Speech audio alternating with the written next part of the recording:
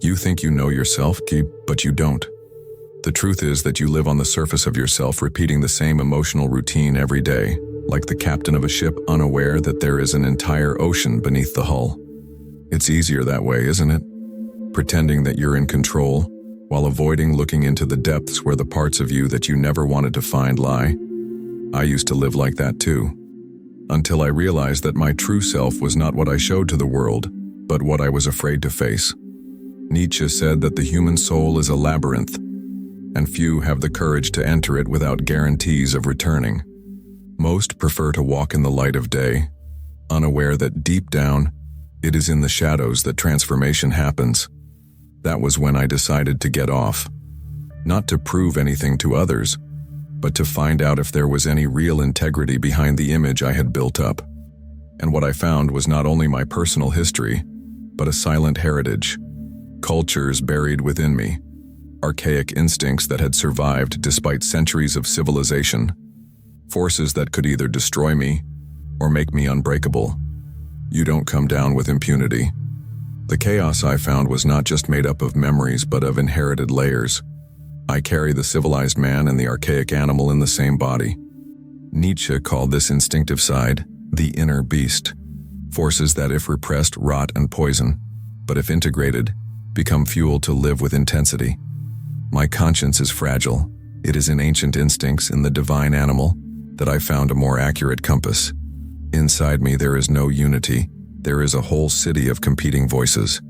The way out is not to eliminate conflict, but to find the organizing idea, the dominant passion capable of harmonizing this chaos. It is not chosen. It reveals itself, shaping skills and removing distractions. It is the inner sculptor who works with the material that already exists until something whole is formed. But recognizing this sculptor did not spare me from risks. Growing up in solitude strengthens, but it also deceives. Returning to the world means facing mirrors that reveal cracks.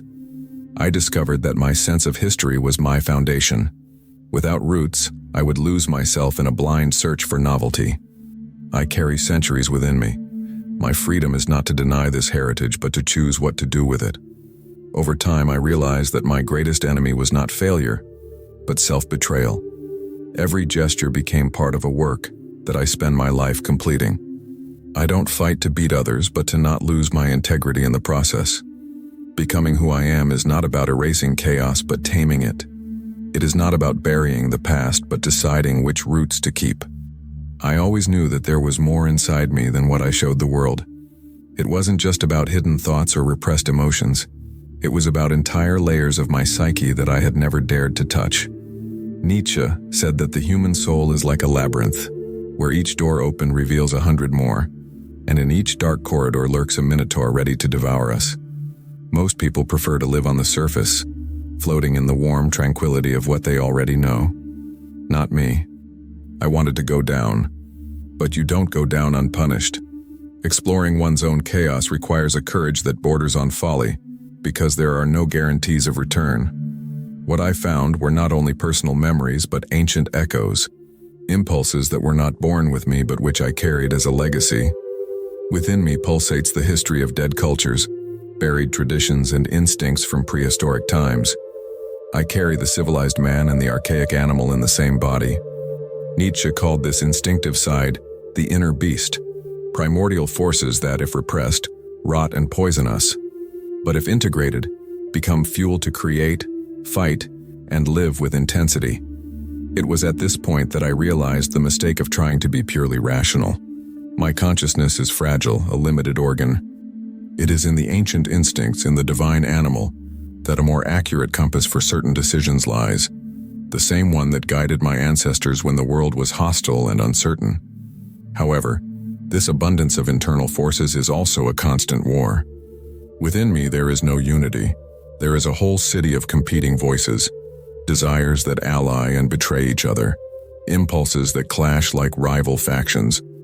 For Nietzsche, the solution is not to eliminate conflict, but to find an organizing idea, a dominant passion capable of harmonizing this chaos. This idea is not chosen. It reveals itself, silently, throughout life. And when it appears, it begins to work in secret. It shapes skills, refines traits, removes distractions. Everything conspires toward a greater goal that I may not be able to name right away, but which gives coherence to every step. It's as if amid the confusion, I began to recognize an inner sculptor who doesn't reinvent me from scratch but sculpts from what I already am, the most complete form I can achieve. It was then that I understood that becoming who I am is not about erasing parts of myself, but bringing them together into a living whole. It is accepting that my past, personal, historical, and even animal, is not a burden, but raw material. This is what prevents me from being just a fragment adrift. But recognizing this inner sculptor did not spare me from risks. The deeper I went, the more I realized that there were too many contradictory forces within me to be ignored. Some were like violent rivers. If I tried to block them, they would overflow and destroy everything. So I learned to channel them. That was perhaps the hardest lesson, not to kill what is dangerous in me, but to redirect its energy into something that strengthens my life. It's easy to believe that we must purify ourselves, eliminate everything that seems dark. But if I had followed that path, I would have become weak. Nietzsche warned against this tendency. To dry up the wild springs of the soul is to waste the strength that could propel us forward. So I learned to use my anger as a driver for discipline, my ambition as fuel to create something worthy of existence, even my fear as a beacon to identify where I still need to grow. But there is also another danger. In organizing my chaos, I found a kind of order so stable that it almost made me forget what it is to feel deeply. It's like building a castle to protect yourself and then one day realizing that you're trapped inside it too. Too much strength can turn into isolation. No one dares to cross the walls I've built, and I myself begin to forget why I allowed them to exist. That's when I realize, being too invulnerable is not victory. It's anesthesia. True mastery is not in eliminating emotion, but in feeling without being overwhelmed. Let sadness speak, but don't let it scream. Let anger show, but don't let it take the wheel. Let joy shine, but don't let it blind me. I have become the translator of my own soul, filtering the meaning behind each impulse without denying its presence. This inner space, where I can finally let my guard down, is what prevents my strength from turning into cruelty. It is there that I remember that I did not fight to become a machine, but to remain human. And if I do not consciously choose where to be kind, kindness dies. And with it, everything that gave meaning to the strength I have gained. Over time, I realized another hidden risk, the temptation to use my internal achievements against others. It's a subtle trap. First, you learn to keep quiet to avoid chaos. Then you discover that you can use silence as a weapon. You learn to discipline yourself so you won't get hurt. Then you realize that you can apply that same discipline to hurt those who don't yet bear your scars. That's how, without realizing it, we can become what we once needed to defeat. That's why I established my own code. Not a set of fragile rules that change with my mood, but internal laws written in moments of clarity, so that I don't betray them when my ego screams. They are anchors that prevent me from becoming the tyrant of my own story. Not punishing others for the battles I have fought, not speaking to manipulate, but to reveal, and never pretending a feeling, just to create connection. If I lose empathy, I lose the game.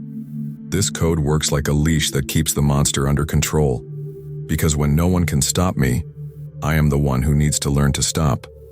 When I can justify any act, I need something bigger than my vanity to answer to. It is this silent discipline that keeps my strength at the service of what matters, not my pride. I also learned that growing up alone has an expiration date.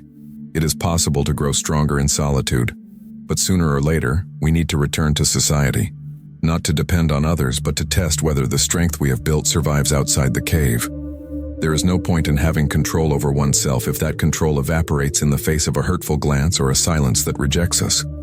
It was in this return to the world that I discovered that my journey was not just about resistance, but about integration. Becoming who I am is not an act of isolation, but a constant dialogue between what I was, what I am, and what I can still become. Without forgetting that with every step I carry within me the weight and power of all the history that came before me. By understanding that there is no eternal growth in solitude, I realized that my strength would only become real when exposed to the shock of the world. Spending years building internal walls gave me resilience, but it also protected me from battles that only exist outside. And there are truths that are only revealed through friction. Returning to social life was like diving into waters I already knew, but which now seemed deeper and more turbulent. Every human encounter became a test. A misplaced word, a judgmental look, a heavy silence, all acted as secret keys that opened doors to impulses I believed I had tamed. I discovered that isolation does not erase weaknesses, it only keeps them dormant.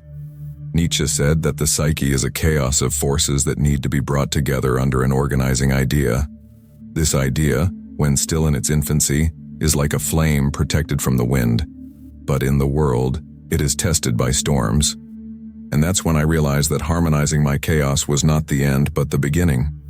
Because the true test of an organizing idea is to survive external pressures without being corrupted.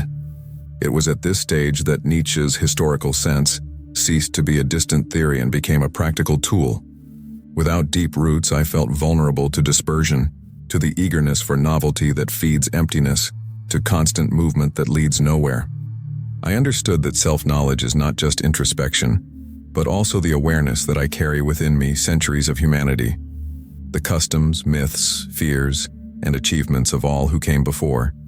This realization changed the way I act. I began to look at my reactions as the fruits of ancient soil, an inherited land where fertile seeds and weeds coexist. I did not choose this soil, but I can choose what to grow in it. And like any good gardener, I learned that cutting away what stifles growth is not denying the past, but honoring it.